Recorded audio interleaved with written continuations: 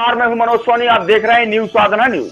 लोक निर्माण विभाग पीडब्ल्यू के विवादित भवन विक्रय मामले में प्रशासन ने कार्रवाई करते हुए 5 लोगों पर कोतवाली थाने में एफआईआर दर्ज कराई है। यह कार्रवाई कलेक्टर के निर्देश पर की गई है।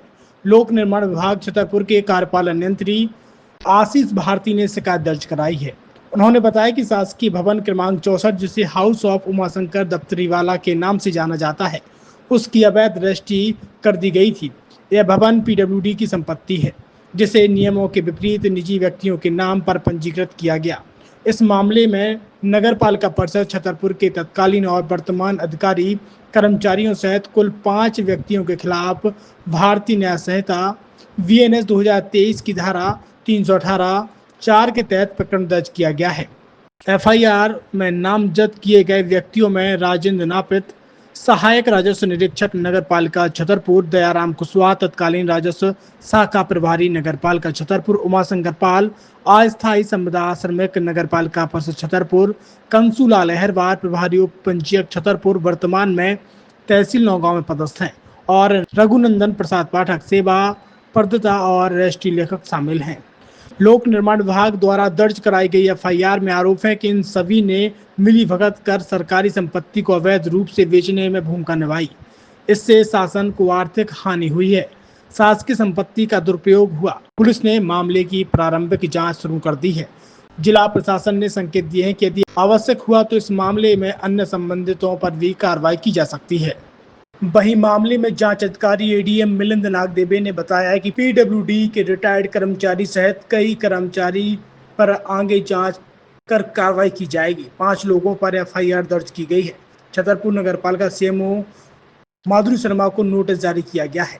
वहीं खरीदार नौगांव के धीरेन्द्र कौर, गोटेगांव के दुर्गेश पटेल ने उपाध्याय परिवार से सरकारी जमीन खरीदी थी तथा जिन लोगों ने इसमें गवाही दी उनके खिलाफ भी जांच कर कार्रवाई की जाएगी।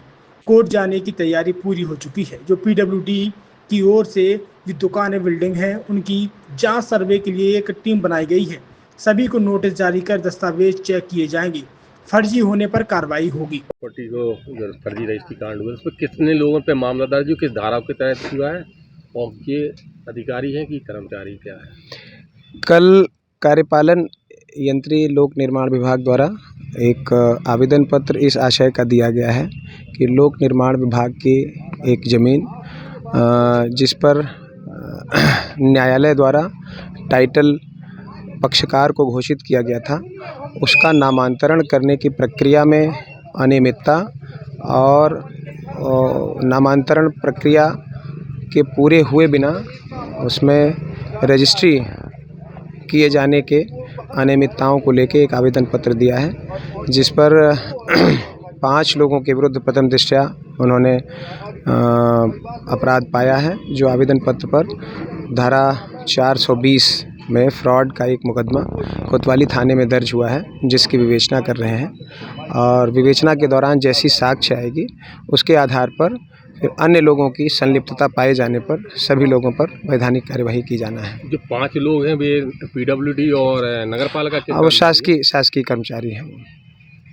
क्या किया जाएगा सर? इसकी विवेचना के दौरान जो साक्ष्य आएंगे, जो डिपार्टमेंट से भी आएंगे और उनकी जो फाइंडिंग्स हैं, हमारी विवेचना के तहत अन्य जो तथ्य आते हैं और किसका इन्वॉल्वमेंट है, उसमें वास्तविक बेनिफिशियरी कौन है, उस सब पर साक्ष्य अनुसार कार्यवाही करेंगे। खरीदी है उन पर और बेचने वाले उन पर एफआईआर होगी क्या होगा? साक्ष्य के अनुसार कार्यवाही की जाती है। जिसके विरुद्ध भी साक्ष्य आएगी उन सभी पर कार्यवाही होगी। लोक निर्माण विभाग के भवन क्रमांक 64 पर स्थित दफ्तरी वाला जो मकान राइट नाउ अभी जो अवस्थित है बालाजी मंदिर के सामने सिटी कोतवाली के पास, उसमें नामांतरण की दूषित प्रक्रिया व रजिस्ट्री की दूषित प्रक्रिया की वजह से उनके जो विभागाध्यक्ष के द्वारा जो प्रतिवेदन के आधार पर नगर पालिका के 3 कर्मचारियों के ऊपर प्राथमिकी दर्ज कराई गई और रजिस्ट्रार ऑफिस के 2 कर्मचारियों के ऊपर प्राथमिकी दर्ज कराई गई 318(4) के तहत। जैसे जैसे क्या बोलते ये प्रक्रिया में और भी लोगों के नाम यदि उजागर आ रहे हैं तो उनके ऊपर जिला प्रशासन क्या बोलते फर्दर एक्शन लेने के लिए भी प्रिपेयर है। इसमें जिस प्रकार की नामांतरण की प्रक्रिया को विधि के सम्यक अनुक्रम में अनुचित तरीके से, मतलब उसको ये कह सकते हैं कि विधि का जो पालन किया जाना चाहिए उस प्रक्रिया का पालन नहीं करते। कूट रचना के द्वारा सीएमओ के प्रतिवेदन के आधार पर जो नीचे का जो अमला है उनके द्वारा जो मनगढ़ मतलब क्या दस्तावेजों के कूट रचित और मतलब ओवर राइटिंग के द्वारा जिस प्रकार का ये नामांतरण किया गया वो बिल्कुल भी उचित नहीं था, जिसके लिए उनके खिलाफ क्या बोलते हैं प्राथमिकी दर्ज किया गया। तो सेम उसी प्रकार की जो तत्कालीन जो आपका जो सब रजिस्ट्रार थे उनके द्वारा भी और जो एक दस्तावेज लेकर उनके द्वारा भी विधि के सम्यक अनुक्रम का पालन नहीं करने के उनके ऊपर प्राथमिकी दर्ज कर दी गई। इसके लिए अभी तक पूरा जिला प्रशासन ने अभी तक जो भी पीडब्ल्यूडी के 2 कर्मचारी, एक तो इनका एक राजाराम कुशवाहा और दूसरा एक विजय खरे जो क्या बोलते हैं सहायक ग्रेड 3 है, और राजाराम कुशवाहा स्थायी कर्मी उनको भी शोकाज नोटिस जारी किया गया है। चूँकि राजाराम क्या बोलते कुशवाहा स्थायी कर्मी इसलिए उनको उनके चूँकि सक्षम उनके अधिकारी उनके नियुक्त अधिकारी ऐसे ही होते हैं तो उनको कार्रवाई करने के लिए है। फर्दर विजय खरे का भी हमारे पास क्या बोलते हैं हमने शोकाज नोटिस जारी किया था। शोकाज नोटिस जारी करने के बाद उनका भी उनके भी तरफ से उनका जवाब आ गया तो उनके भी फर्दर एक्शन ली जाएगी। और इसी के संदर्भ में हमने क्या बोलते हैं सीएमओ को शोकाज नोटिस डाले, एसडीओ को कमलेश मिश्रा को अनुशासनात्मक कार्रवाई के लिए ऊपर लिखा है। उसके साथ ही हमने क्या बोलते हैं डीआर को भी नोटिस काटा है, और अभी जो तत्कालीन जो सीएम है उसको भी क्या बोलते हैं शोकाज नोटिस तत्कालीन जो वहाँ पर कार्यपालन यंत्री थे और तत्कालीन जो कार्यपालन यंत्री थे और उसके पूर्व जिन्होंने कोर्ट में अपना जवाब दावा प्रोफेसर मिस्टर सिद्दीकी और राम स्नेह शुक्ला इनके ऊपर भी क्या बोलते हैं सीएमओ के प्रतिवेदन के आधार पर चूंकि प्रथम दृष्टया इनको क्या बोलते हैं इन्होंने चूंकि दूषित प्रणाली का प्रयोग किया, विधि के सम्यक अनुक्रम इन चीज़ों को अमली जामा नहीं पहना, इस वजह से इनके ऊपर प्राथमिकी दर्ज किया गया। प्रथम दृष्टया ये ऐसे पाया गया। इस कार्रवाई की चलते आ रही नहीं, सीएमओ को भी क्या बोलते शोकाज नोटिस जारी किया गया, और यदि उनका प्रत्युत्तर यदि संतोषजनक हो तो निश्चित जो भी क्या बोलते होगा उनको फर्दर। पीडब्ल्यूडी के अधिकारियों की कितनी मिली भगत लग रही है जो बड़े अधिकारी हैं आज तक कितने 2024 उनके ऊपर त्रिस्तरीय क्या बोलते जांच समिति भी गठित की गई थी जिसमें एसडीएम और बागरी और क्या बोलते पीडब्ल्यूडी के जो वर्तमान के ये आशीष भारती उनकी भी रिपोर्ट आ गई। मतलब बताया ना कि जैसे उनके ऊपर कार्रवाई के लिए भी लिखा जाएगा और लिख भी गया है, और जो उनका प्रतिवेदन प्राप्त हो संबंधित विभाग अध्यक्ष का प्रतिवेदन भी प्राप्त होगा उनके आधार उनके ऊपर क्या बोलते हैं जैसा भी है और क्या बोलते हैं अभी इसको ये पुलिस प्रशासन के भी संज्ञान में मामला है, और जैसे जैसे फर्दर क्या बोलते स्टेप आते हैं वी विल टेक कब जो है जिला प्रशासन अभी इसके लिए क्या बोलते पूरे पेपर तैयार हो गया। पेपर तैयार करके लिए जो आशीष भारती जी है वो पूरे पेपर कलेक्ट कर रहे हैं, और सरकारी वकील से भी उनका पिछले दिनों जो मेरे से भी संपर्क कर अभी 1-2 दिन में कल उनको जवाब।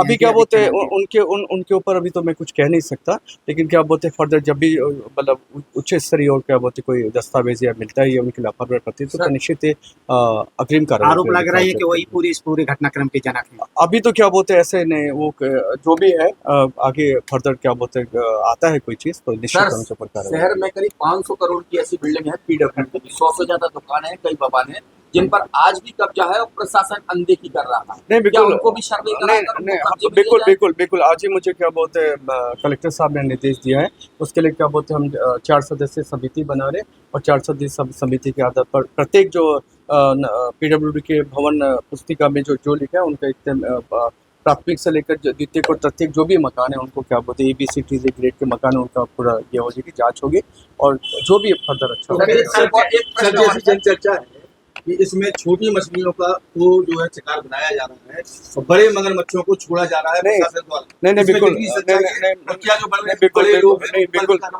बिल्कुल नहीं क्या बोलते किसी को भी बख्शा नहीं जाएगा। निश्चित क्या बोलते इसमें जो भी दोषी हो गए उनको सजा होगी, उनके ऊपर भी प्राथमिकी दर्ज होगी, लेकिन फर्दर इन्वेस्टिगेशन।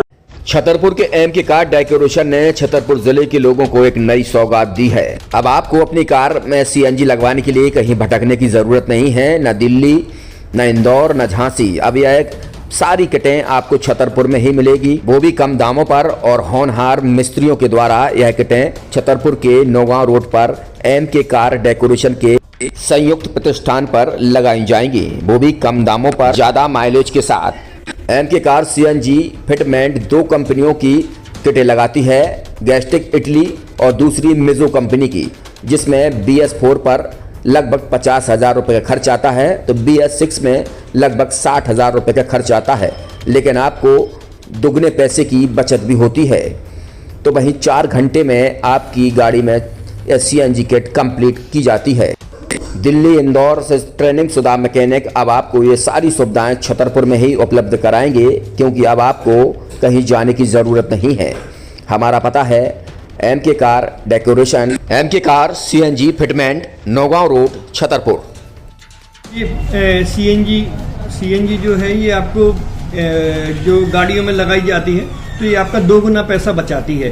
2 गुना पैसा बचाने का उसका ये रहता है कि सीएनजी का जो रेट है ना अभी वर्तमान में अपने छतरपुर में समथिंग 80 रुपये किलो चल रही है और वो 1.5 गुना एवरेज देती है। जैसे आपकी गाड़ी कोई भी गाड़ी 20 का एवरेज दे रही है तो उसको अगर आप सीएनजी लगवाएंगे तो उसका एवरेज 30 का हो जाएगा, जो 110 रुपए के पेट्रोल में आपकी 20 किलोमीटर चल रही थी, फिर वो 80 रुपए में आपकी गाड़ी 30 किलोमीटर चलेगी। तो यहाँ पेट्रोल की रेट भी डीजल के अपने सीएनजी के रेट भी अपने कम हो जाते हैं और माइलेज भी गाड़ी का बढ़ जाता है। और क्या क्या नई नई चीज़ें आई हैं? इसमें ITO अप्रूव्ड किट लगाई जाती है और भारत सरकार जो की है इस सीएनजी को प्रमोट कर रही है। और इसमें मुख्य योगदान जो अगर इसमें देखा जाए ना कि आपका जो पॉल्यूशन होता है ना, लो पॉल्यूशन रहता है और ये वेस्टेज जो कचरा होता है इससे ये सीएनजी बनाई जाती है। सीएनजी का फुल फॉर्म होता है CNG, कंप्रेस्ड नेचुरल गैस, मतलब ये कंप्रेस करके नेचुरल गैस इसको बनाई जाती है जिससे कि पॉल्यूशन बहुत कम रहता है डीजल पेट्रोल की अपेक्षा। लगभग कितना खर्चा आता है एक गाड़ी में अगर जैसे CNG लगवाने? इसमें BS4 अगर लगाते हैं तो समथिंग अपना 50,000 के समथिंग का खर्च आता है और अगर आप BS6 अगर आप लगवाते हैं तो 60,000 रुपए की समथिंग का खर्च आता है। और किन किन गाड़ियों में, क्या डीजल गाड़ी में भी नहीं, डीजल गाड़ियों में नहीं, ये खाली पेट्रोल गाड़ियों में ही लगती है। और इन गाड़ियों के कंपनियों के अलग अलग कंपनियों के अलग अलग अप्रूवल होते हैं, ITO के अप्रूवल होते हैं। जो कंपनियों से जैसे गाड़ी उठा के लोग लाते हैं नहीं लगवाते हैं, तो उसमें जो कंपनी से CNG लगी आती है और आपके में कितना अंतर रहता है? कोई अंतर नहीं होता है। कंपनी फिटेड जो CNG होती है और जो हम लोगों की लगाई हुई CNG होती है उनमें कोई अंतर